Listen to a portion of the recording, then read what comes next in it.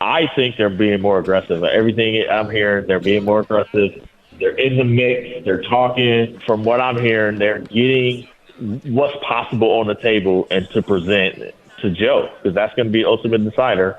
What do we do here? But it won't be for future stuff. It'll be for to make a move to make this team better now. I don't think it's going to end up with much, but they're out there trying to see what they can get. If Sadiq Bey becomes available, do you pull the trigger and sacrifice a couple youngsters to make that move, right? Jared Vanderbilt, what's the actual price for him going to be? I think some of those guys will make it interesting, and then it's going to come down to, do the Warriors want to give up on a couple feature pieces to help right now? Where are they on Wiseman? Where are they on Moody?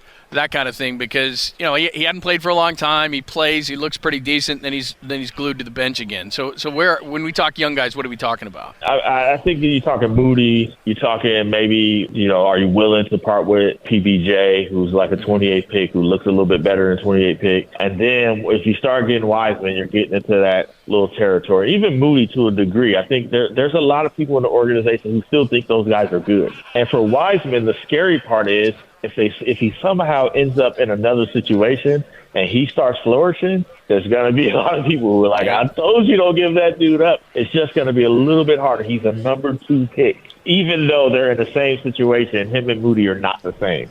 One is a number 2 pick, and that is a big deal. I just feel like Kuminga, Wiseman are going to be tougher to part with. Whereas I think at this point, if you get something good, you can feel better about saying, hey, we turned a number 14 pick and a number 28 pick into a player who can do something now. That's a good way to tell Steph Curry we're trying right now. That's a good way to tell Draymond Green we're going for this without also sacrificing the future. But I do think it's going to be difficult to trade James Wiseman, because Joe has been clear. Like, I'm not mortgaging the future. I'm already spending $380 or whatever on salaries.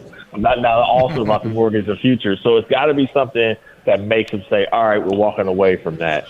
And I don't know that that's in this trade market right now.